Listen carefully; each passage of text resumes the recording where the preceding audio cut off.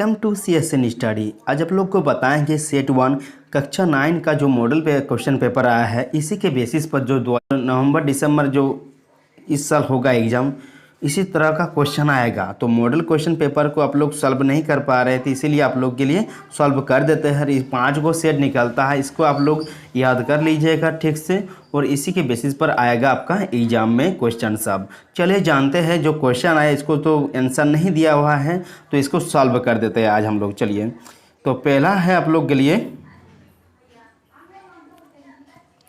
कि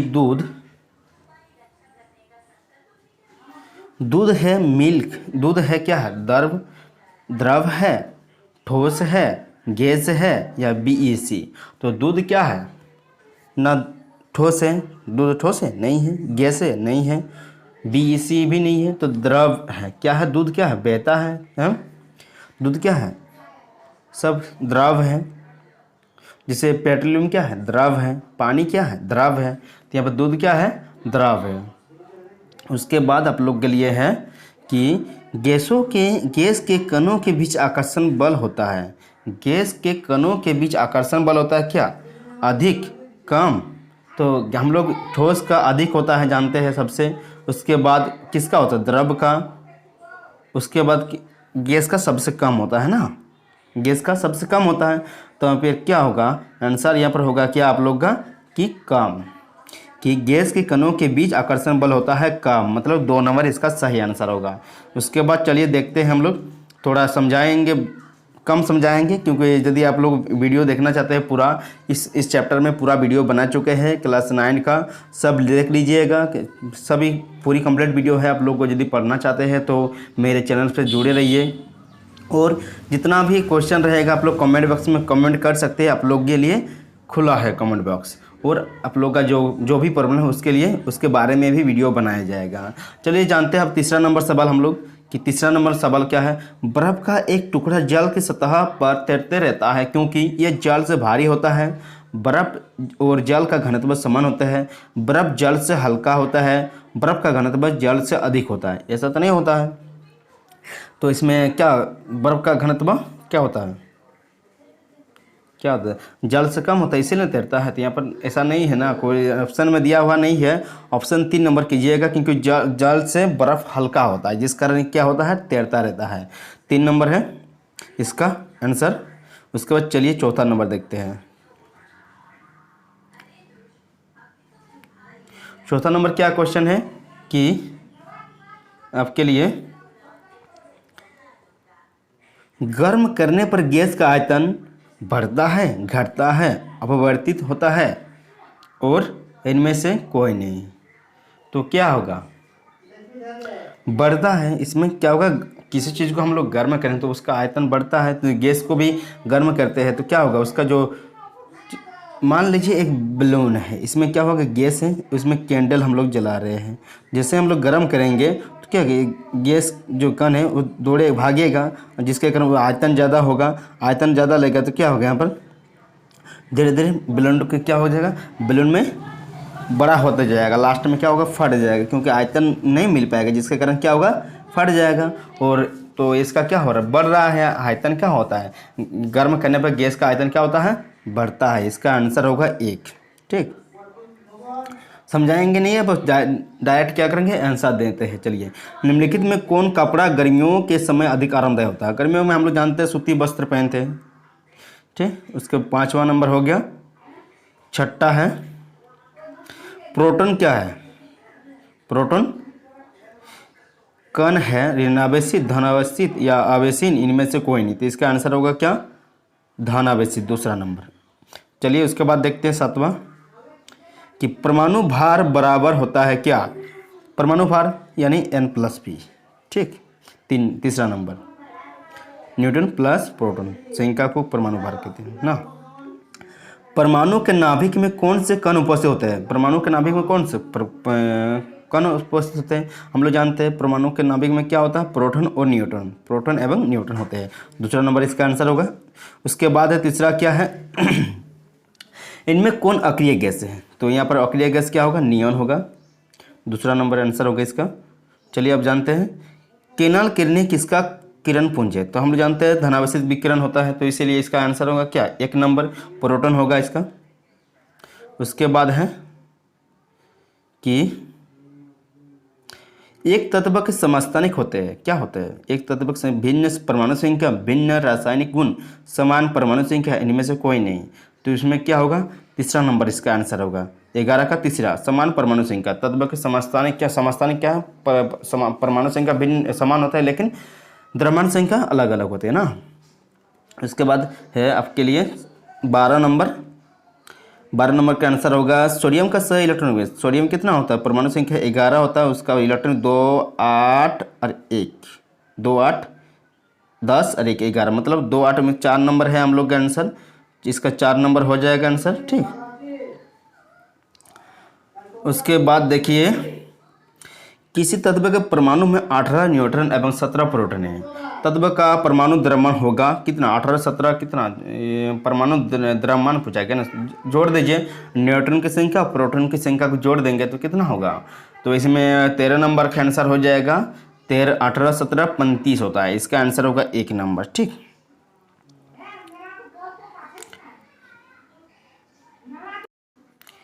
यदि 14 number question है, यदि किसी वस्तु का विस्थापन शून्य है तो उस वस्तु द्वारा तय की गई दूरी है कि शून्य या शून्य नहीं, ऋणात्मक शून्य अथवा शून्य भी हो सकता है।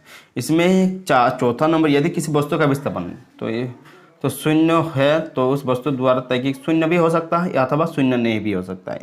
इसका आंसर होगा चौथा नंबर, क्योंकि विस्थापन शून्य होता है, क्योंकि ये मान लिया किस पॉइंट से हम लोग दौड़ रहे हैं तो इसी वापस आ गए तो विस्थापन क्या होगा, शून्य, लेकिन दूरी शून्य नहीं हो सकता है। दूरी तो कुछ ना कुछ होता है, ये हो सकता है शून्य भी हो सकता है अथवा इसका चौथा नंबर पॉइंट आंसर होगा, शून्य अथवा शून्य भी हो सकता है, शून्य अथवा शून्य भी हो सकता है, ठीक, नहीं भी हो सकता है, सॉरी नहीं भी हो सकता है। 5वां नंबर क्वेश्चन है कि ओडोमीटर मापता है चाल, दूरी, समय, औसत चाल। तो ओडोमीटर क्या मापता है, आप लोग जानते हैं गाड़ी चलाते हैं तो इसमें स्पीड मापते हैं हम लोग, किस क्या, दूरी को मापते हैं ना। ओडोमीटर क्या मापता है, दूरी को मापते हैं, इसका आंसर होगा दूसरा नंबर, ठीक। ओडोमीटर द्वारा हम लोग देखते हैं कि दूरी कितना तय हुआ हम लोग का।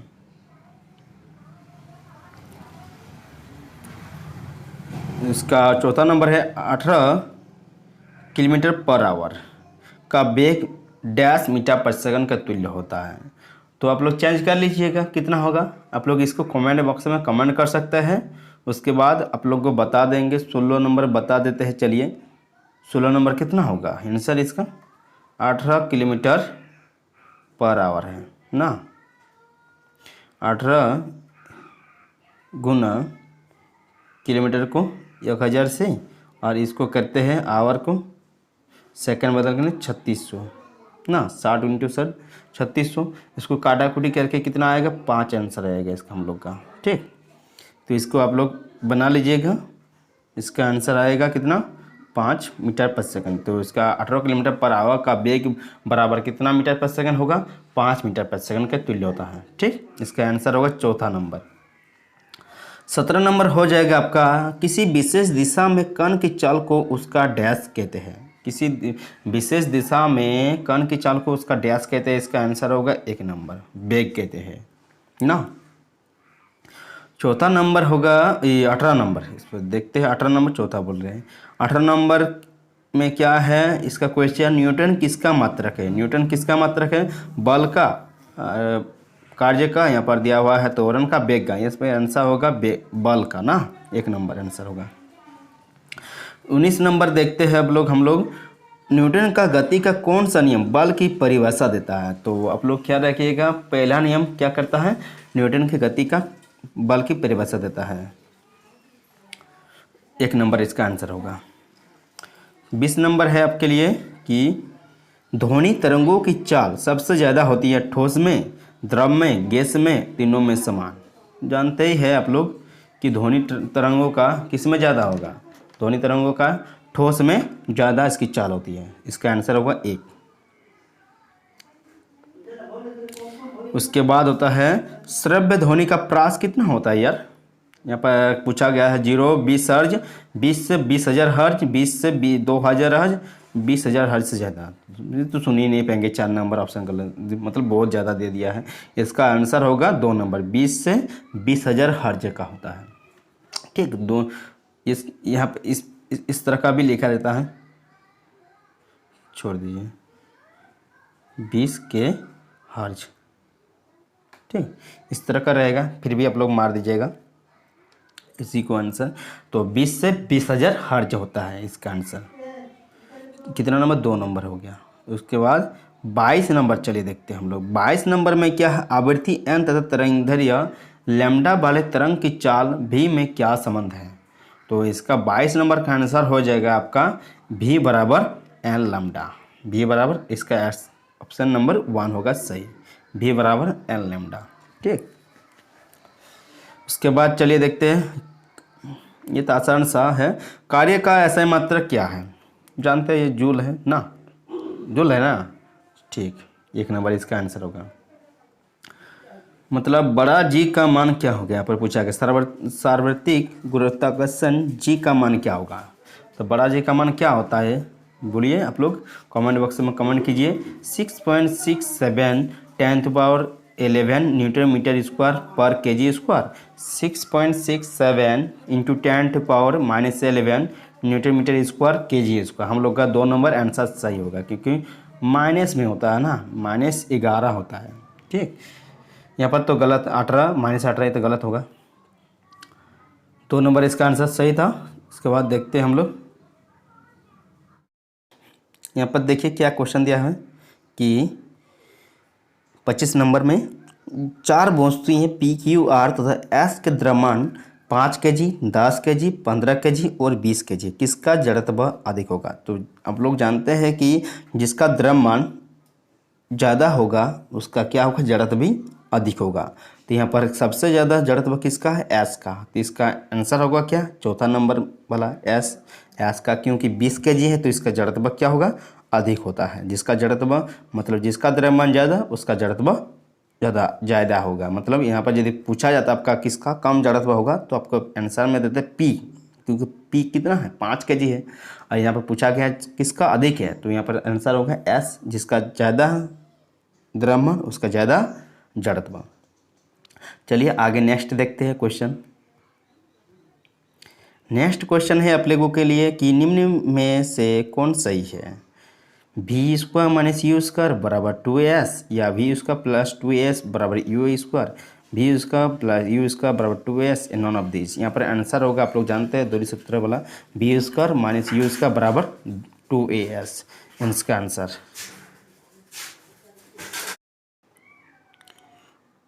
तो 26 नंबर का 1 नंबर आंसर हो गया आप लोग के लिए। और चलिए 27 नंबर देखते हैं कि आत्महत्या का थैला कहलाता है। तो हम लोग जानते हैं लाइसोसोम को क्या कहते हैं, हम लोग आत्महत्या का थैला कहते हैं। इसमें आंसर होगा तीसरा नंबर, लाइसोसोम। कि कोशिका की खोज किसने किया है, हम लोग जानते हैं कि कोशिका की खोज किसने किया है, रॉबर्ट हुक ने। कितना ईस्वी में, 1665 ईस्वी में किया था ना। अब इसका आंसर हो गया 1 नंबर। और 29 नंबर देख लेते हैं कि जीन का खंड क्या है। जीन बने होते हैं किससे बने होते हैं, DNA के खंड से। उसके बाद 30 नंबर देख लेते हैं हम लोग, रंगीन प्लास्टिक को कहते हैं क्या, लिक्योप्लास्ट या क्लोरोप्लास्ट या क्रोमोप्लास्ट, इनमें से कोई नहीं। इसका आंसर होगा तीसरा नंबर, क्रोमोप्लास्ट कहते हैं हम लोग। ठीक, उसके बाद है हम लोग का 30 नंबर हो गया। 31 नंबर देख लेते हैं, क्वेश्चन हो गया, रक्त है तरल संयोजी उत्तक, स्थायी उत्तक, बसीय उत्तक, हरित लवक। इसका आंसर होगा 1 नंबर। क्या होता है, रक्त जो होता है तरल संयोजी उत्तक होता है। ठीक, 31 नंबर हो गया हम लोग का। 32 नंबर क्या है, चलिए, रोतुंदी कैसा रोग है, नाइट ब्लाइंडनेस। रोतुंदी रोग होता है किसकी कमी से, हम लोग जानते हैं विटामिन ए की कमी से। ये तो हार्मोन की गड़बड़ी से उत्पन्न रोग, कुपोषण से उत्पन्न रोग, या अनुवांशिक रोग, ये तो नहीं है। इसका आंसर होगा क्या, चौथा नंबर, विटामिन ए की कमी से उत्पन्न रोग। ठीक, विटामिन ए की कमी से क्या रोग होती है, रोतुंदी रोग होती है। चलिए अब जानते हैं 33 नंबर को, 33 नंबर क्वेश्चन क्या, कॉर्क मतलब छाल, मतलब पेड़ के छाल। कॉर्क कोशिका में पाया जाता है क्या, सुब्रीन पाया जाता है। ठीक, क्या रखिएगा आप लोग, शरीर का बाहरी और भीतरी रक्षक आवरण बनाते हैं हम लोग का, संवेदी उत्तक, संवेदी उत्तक या कंकाल उत्तक या एप्थिलियम उत्तक। हम लोग का जो आंसर होगा इसमें एपिथीलियम उत्तक, एपिथीलियम उत्तक, सेकंड नंबर आंसर होगा इसका। उसके बाद है हम लोग के लिए 35 नंबर क्वेश्चन है, क्या 35 नंबर है, एनीमिया नामक बीमारी किस पोषक तत्व की कमी से होता है। तो हम लोग जानते हैं एनीमिया रोग जो होता है खून की कमी से होता है, तो ये खून की कमी का रोग है, तो आयरन की कमी से क्या होता है, एनीमिया रोग होता है। ठीक, सेकंड नंबर इसका आंसर होगा। उसके बाद 36 नंबर क्वेश्चन है क्या, कि एक दीर्घकालिक रोग है, दीर्घकालिक रोग क्या, मलेरिया, जुकाम, हैजा, यह है एक्जिमा। ठीक, इसका आंसर होगा एक्जिमा। तो उसके बाद 37 नंबर हो गया हम लोग कि वायुमंडल में कार्बन डाइऑक्साइड के बढ़ने का संबंध है, कि समुद्र तल के उठने से, ओजोन परत के अवक्षय से, चक्रवात से, या अम्ल वर्षा से, या क्या चक्रवात से। तो इसमें जो होगा कि नंबर 1 आंसर होगा, समुद्र तल के उठने से क्या होता है, कार्बन डाइऑक्साइड के बढ़ने के संबंध है इसमें। समुद्र तल के उठने, समुद्र जल पानी के ऊपर आएगा तो क्या होगा, कार्बन डाइऑक्साइड का जो होगा बढ़ जाएगा। पौधे जिन पदार्थों का संश्लेषण करते हुए कहलाते हैं, क्या, पौधे जिन पदार्थों का संश्लेषण करते हुए कहलाते हैं जैव रसायन, क्या कहलाते हैं, बायोकेमिकल। यहाँ पर चट्टान दिया हुआ है, कार्बोहाइड्रेट दिया है, फल दिया है, यह तो नहीं होगा, सब गलत दिया हुआ ऑप्शन में। इसका आंसर होगा क्या, 1 नंबर जैव रसायन। ठीक, 38 हो गया हम लोग। 38 ये तो जानते हैं आप लोग, मलेरिया का रोगवाहक क्या है, मच्छर, मक्खी, तिलचट्टा, चूहा। इसका आंसर होगा आप लोग जानते हैं मच्छर, मस्कीटो। ठीक, दूसरा नंबर आंसर हो गया। 40वां नंबर क्या है आंसर आप लोग के लिए, कि वे प्राकृतिक पदार्थ जिनका उपयोग मनुष्य अपने जीवन यापन एवं विकास के लिए करता है, तो क्या कहलाते हैं, रासायनिक पदार्थ, वस्तु, प्राकृतिक संपदा, या उपयोगी पदार्थ। हम लोग जानते हैं कि मनुष्य जो क्या रासायनिक पदार्थ कहलाते हैं, नहीं, वस्तु कहलाते नहीं, उपयोगी पदार्थ नहीं, यह है प्राकृतिक संपदा। इसका आंसर होगा क्या, वे प्राकृतिक पदार्थ जिनका उपयोग मनुष्य अपने जीवन या अपने विकास के लिए करता है, क्या कहलाते हैं, प्राकृतिक संपदा। ठीक, यही था लास्ट क्वेश्चन 40 नंबर सेट 1 का। वो सेट 2 आप लोग के लिए आ चुका है, उसका भी आंसर बनाकर चढ़ा देंगे यूट्यूब में। यदि आप लोग मेरे चैनल में नए हैं तो सब्सक्राइब कीजिए, लाइक कीजिए और ज़्यादा से ज़्यादा शेयर कीजिए, ताकि ये जो क्वेश्चन का आंसर सब है सभी को मिल सके। और कहीं पर यदि दिक्कत होता है आप लोग का, तो कमेंट बॉक्स में आप लोग के लिए खुला है, एकदम कमेंट कर सकते हैं। Thank you for watching. और वीडियो में बने इसी तरह चैनल में बने रहिएगा, आप लोग के लिए बहुत सारे वीडियो आएंगे। और कुछ भी प्रॉब्लम होगा तो बताइएगा कमेंट बॉक्स में, आप लोग का मतलब वीडियो बनाकर हम लोग सॉल्व करेंगे। तो थैंक यू फॉर वाचिंग।